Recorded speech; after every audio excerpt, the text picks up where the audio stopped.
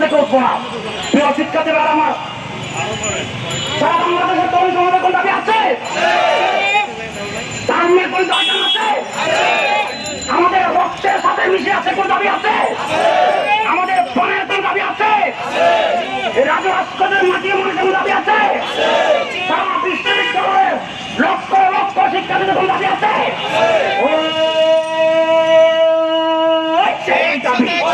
জানিয়ে দাও, বুঝিয়ে দাও, দাবির মধ্যে মানতে হবে, দিতে হবে, দিয়ে দাও, মেনে নাও।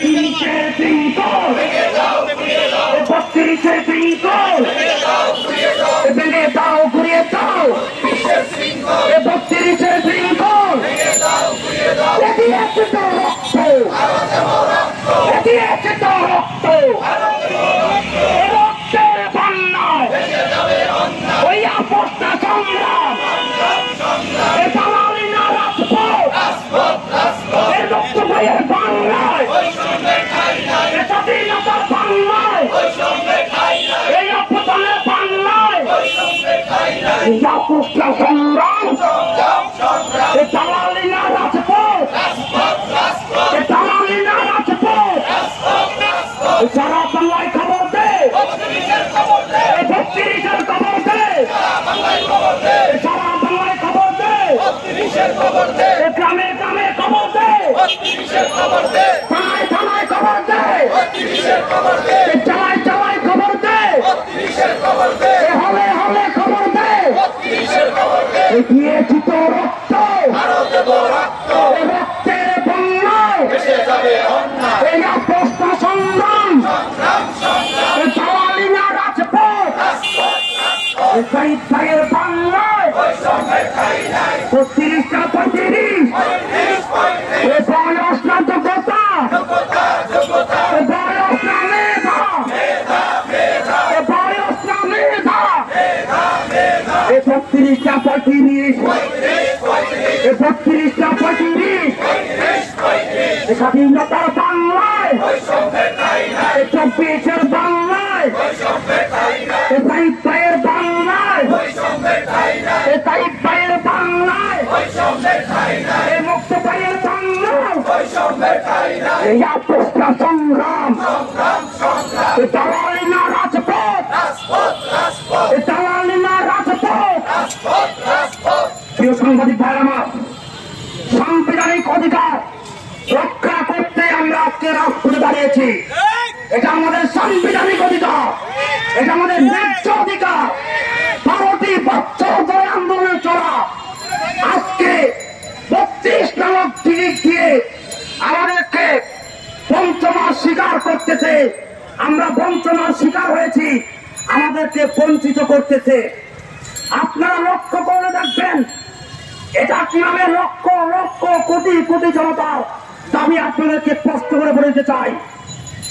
বাংলাদেশের আসন্ন জনতার একটি দল বিএনপি ৩৫-এর পক্ষে জোর সুপারিশ করেছে। বাংলাদেশ জামাত ইসলাম সংবাদ সম্মেলন করে ৩৫ দাবিকে বাস্তবায়ন করার জন্য রাষ্ট্রের কাছে আহ্বান জানিয়েছে। বাংলাদেশের প্রত্যেকটি বড় ছোট প্রত্যেকটি দল তারা ৩৫-এর পক্ষে জোর সুপারিশ করেছে।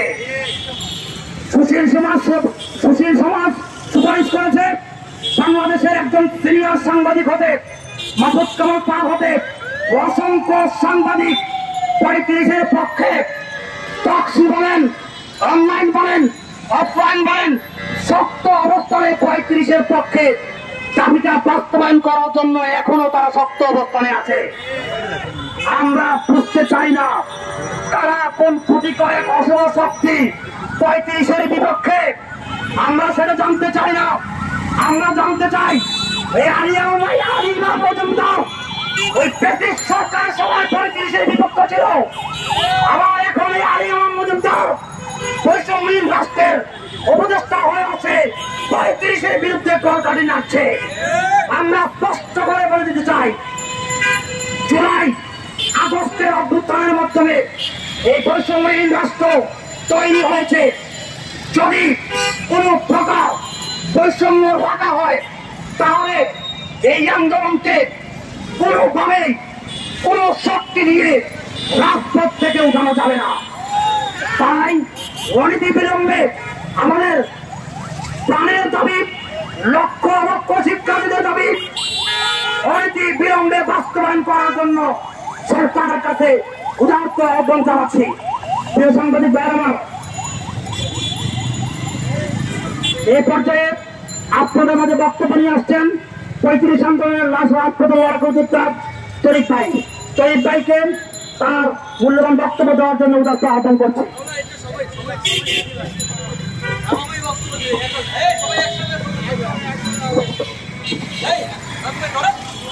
আসসালামু আলাইকুম ওয়া রাহমাতুল্লাহি তাআলা ওয়া বারাকাতুহু।